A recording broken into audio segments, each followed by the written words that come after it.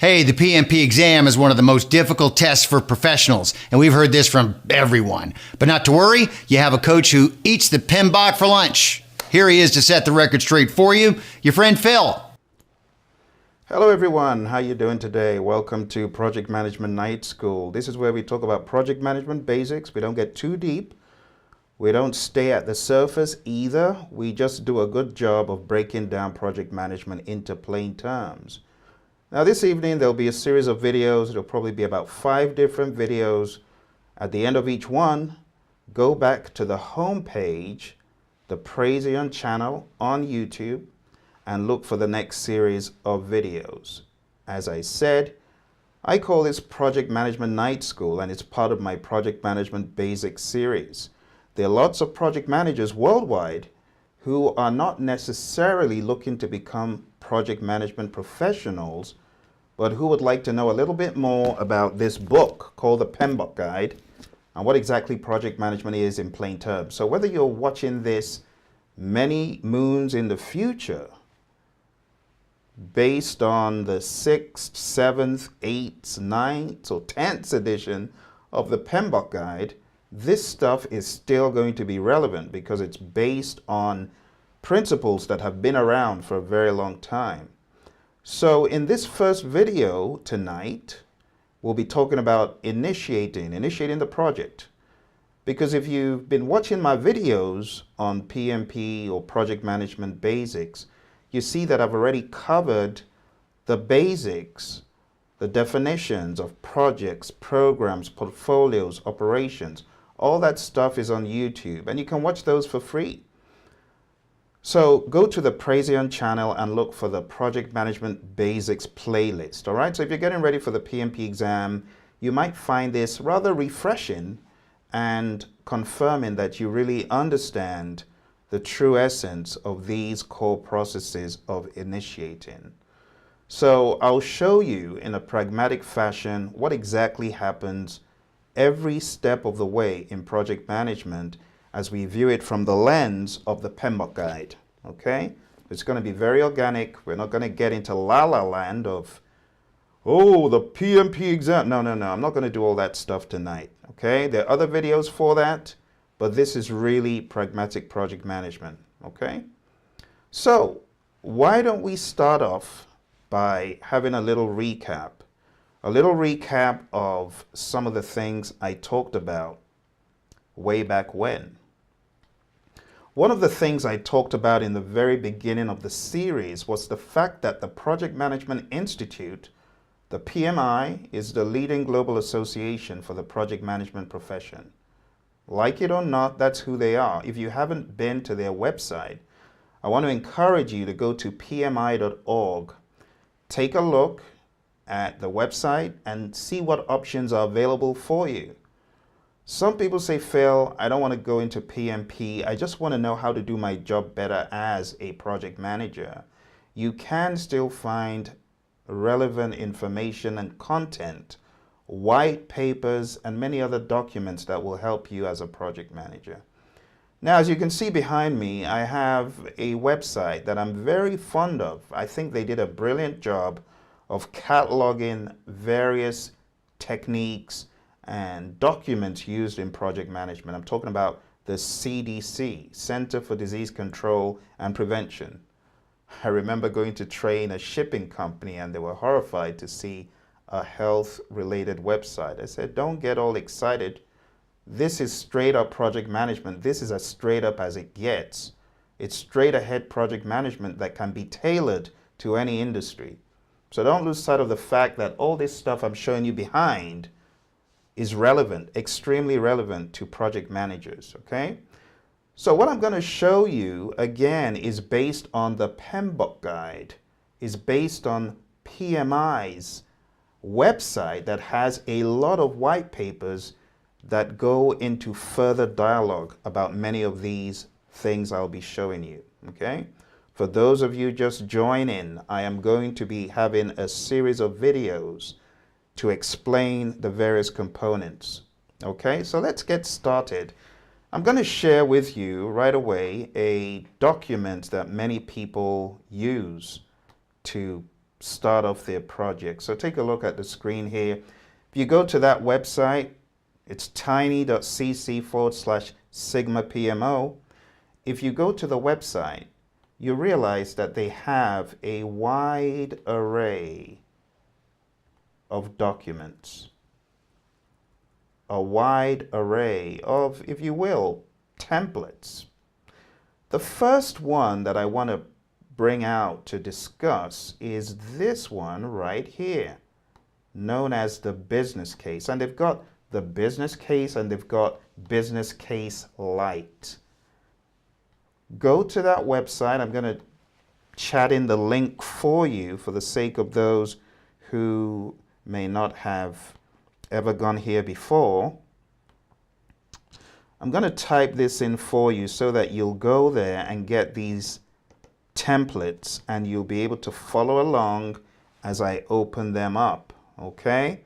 Now, one of my students, I talked about him a couple of days ago. He got on this website and he became the rock star of his PMO because he basically set up the PMO at the behest of management using a lot of these tools that are out here. So don't be deceived. It's free. It's government money, I know. But this stuff, trust me, it can work wonders if done the right way, if implemented the right way. These tools can put you on a fantastic trajectory towards success. Now, the reason why these tools should be used, majorly because as we work with many different people, we need to put them on the same page. Don't you agree? We need to put folks on the same page. And this first document I'm showing you does just that. This document that I'm about to show you here is called the business case. And they call it business case light.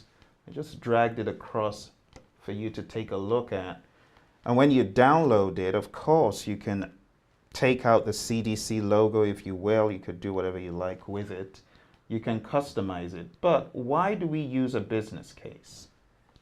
Let's talk about why we use a business case to start with.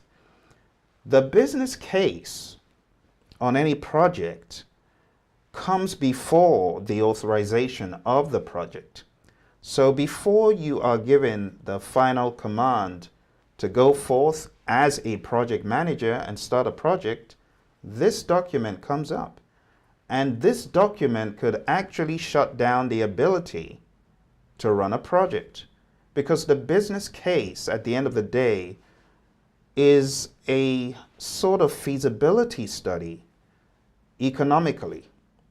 It will show management or anyone who is interested about the economic feasibility of the project. And if people aren't in agreement, they could decide that it's a weak case for a project. It's a weak case to spend so much money and time on a tool that's going to be replaced less than a year down the road.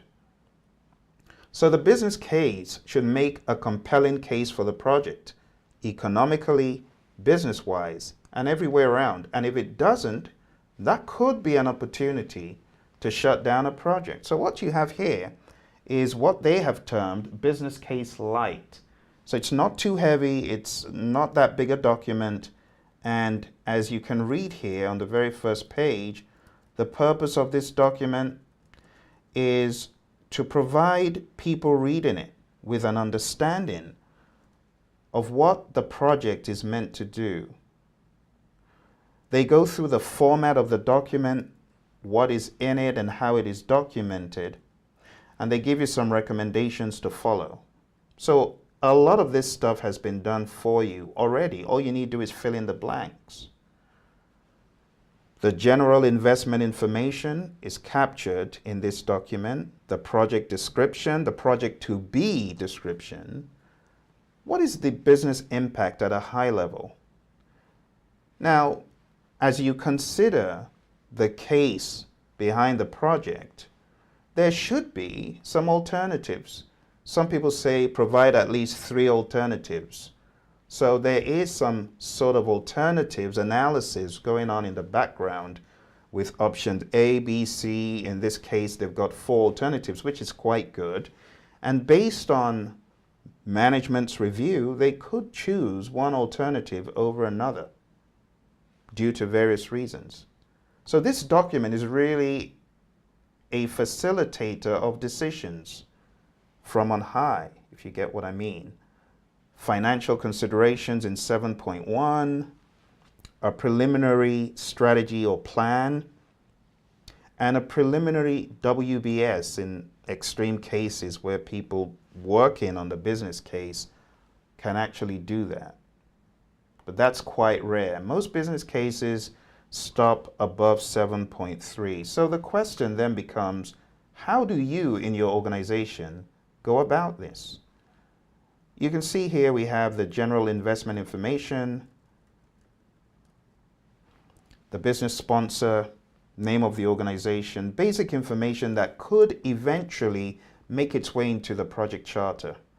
The project description, as you can see here, they've given you some guidelines, provide the overall project information, watch this, conveying what the project will do. This is very big. What is the project going to do? How does it solve any problem? What is the rationale behind it?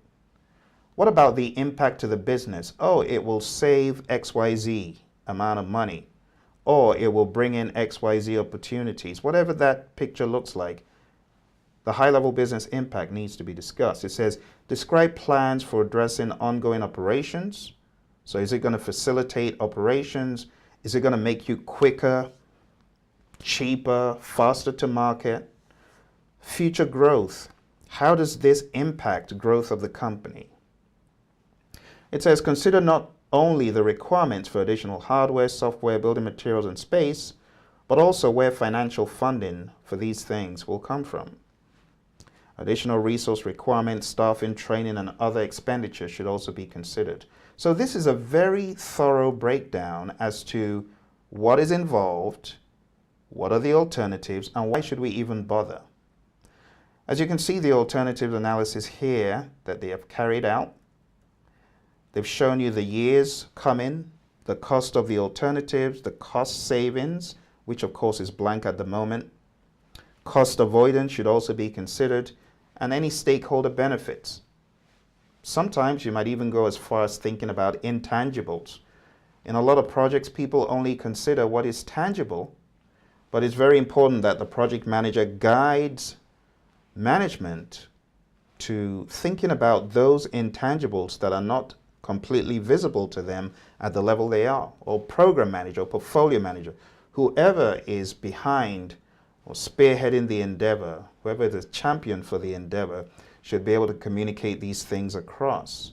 So those are various alternatives, and the preferred solution should also be highlighted. Financial considerations, funding sources for all project component costs of the preferred solution, and this should include consideration of items such as capital costs, operating cost, total cost of ownership, so on and so forth. And down here they have a strategy or acquisition plan, preliminary work breakdown structure, and the approval.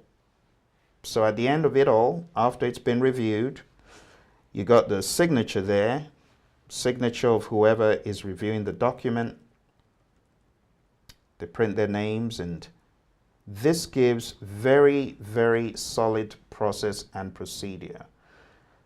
You know, the honest truth, in a lot of companies, people just work on projects because someone came out with a bright idea that was not really vetted and validated. And the bigger you get, the less you can afford to run projects in that way. I know a lot of companies, they run projects, you know, in a very ad hoc fashion. Oh, person X said we should do it. It should also be challenged, not just brought forth to the table, but a business case will help whichever pair of eyes is looking at it to really do a good job in reviewing. So the main goal of the business case, I know a lot of folks may not read about the business case because they don't use it in their firms. I want to encourage you, just open up the PMBOK guide for a second. It's a very simple document. It's also talked about in here. So if you are not aware of what a business case is, it's talked about under 4.1. In fact, it's under business documents. And it's the first thing that is spoken about in the PMBOK guide as an input to the project. It says here on page 77, it says the business case described in section 1.2.6.1 and the benefits management plan, which is a different document, are sources of information about the project's objectives and how the project will contribute to the business goals. Although the business documents are developed prior to the project, you see what I said? It's not in the project. This is outside the scope of the project. This is being done to vet the project, to get people to an understanding of the project relevance. Why are we doing this thing? Do we need to do it? Should we be doing it? And are all the costs justified, and so on? So let's read a little bit more. It says, the approved business case or similar is the business document most commonly used to create the project charter. So this is a document that is going to be used to create a charter that really does authorize the project. This thing right here is not authorization. This business case is making a case for the project so it will be considered to be authorized. So it says the approved business case. Remember, I showed you at the bottom the approval, the signature page. It's the business document that is used to create the charter. The business case describes the necessary information from a business standpoint to determine whether the expected outcomes of the project justify the required investment. Oh, it's going to save us $0.2 million. So what? That doesn't justify a $200 million expense. Now that's extreme. A $2 million reduction in cost does not justify a $2 million spend, does it? And things such as that. The problem in a lot of firms is people don't consider what are we really going to get out of it. It sounds good, it's the latest technology, yes, but what do we really stand to gain at the end of the day? It is commonly used for decision making by managers or executives above the project level, and that's exactly what I was saying. The folks above the project level, if there are hidden benefits that they don't know about that are visible to you at your level as a PM, take the initiative, speak up, let them know. Typically, the business need and the cost-benefit analysis are contained in the business case to justify and establish boundaries for the project. For more information on the business case, see section 1.2.6.1. It says the business case is created as a result of one or more of the following. So when do we create a business case? 1, market demand. 2, organizational need. 3, customer request. 4, technological advance. 5, legal requirement. 6, ecological impacts. And 7, social need. And someone says, but hey, we forgot one. We actually create the business case in our firm because we've got budget that is about to expire in that fiscal year. I tell those students, no, that is not a reason for working on a project or putting together a business case. You don't just put a business case together to get rid of cash. You work on a business case again to satisfy market demand, organizational need, customer request, technological advance, legal requirement, ecological impacts, or social needs. So this is why we do this, okay? Let's go to that page spoken about previously, 1.2.6.1, because there is some information here that may help those who want to study this a little bit further for an exam, or maybe they teach their departments this stuff. So let's go to that page here, 1.2.6.1. It's on page 30. It says, the project business case, watch this. This is exactly what I told you earlier. It is a documented economic feasibility study used to establish the validity of the benefits of a selected component lacking sufficient definition, and that is used as a basis for the authorization of further project management activities. And then it goes into some details here. So let me just read out very at a high level some of the things that are here. Business needs, determination of what is prompting the need for action, situational statement documenting the business problem. What is the problem that we're going to address? Identification of stakeholders that are affected, and identification of the scope.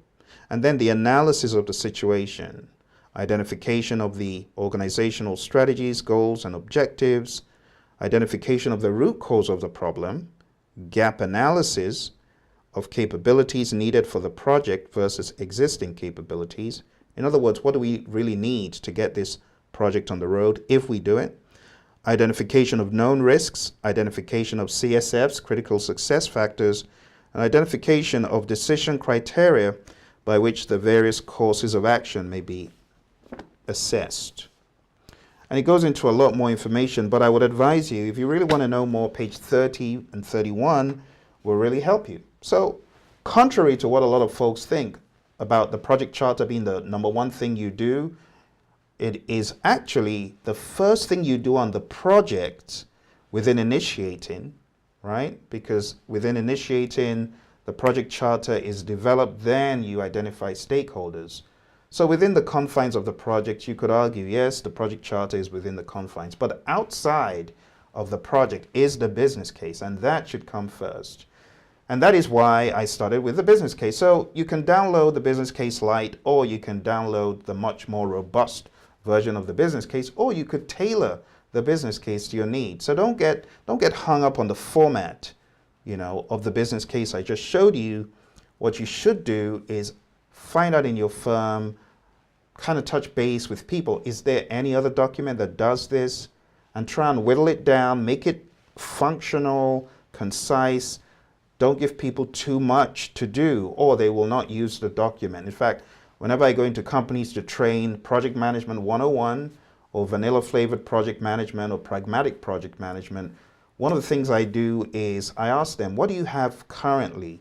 Before I show them all the tricks and bells and whistles, I want to know if there is any existing document that does this, that does a good job and helps people make that decision regarding what to approve as a project and what not to.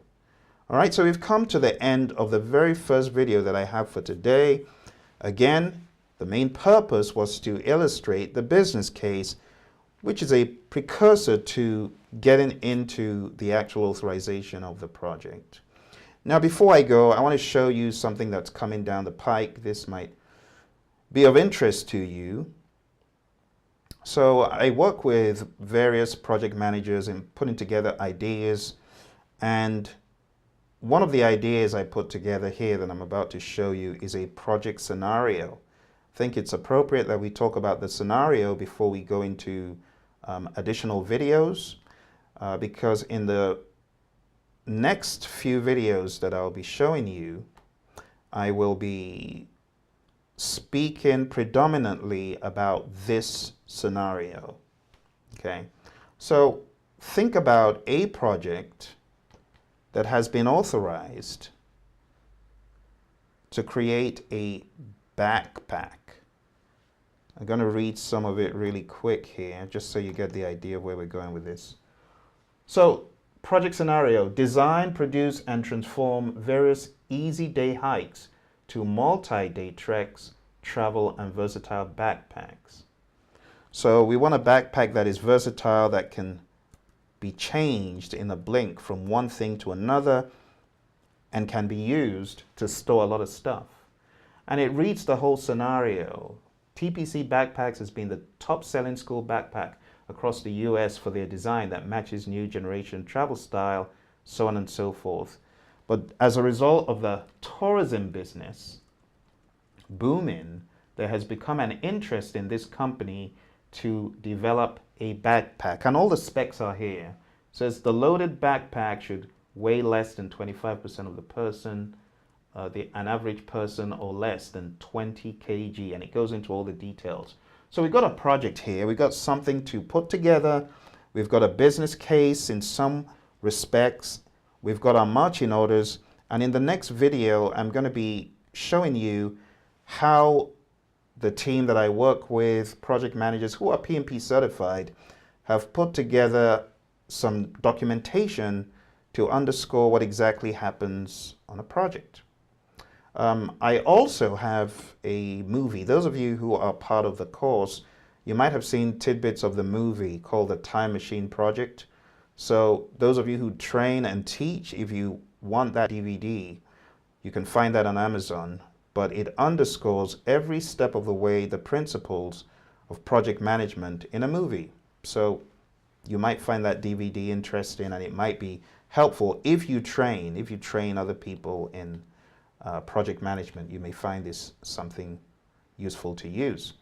So that's it for video 1.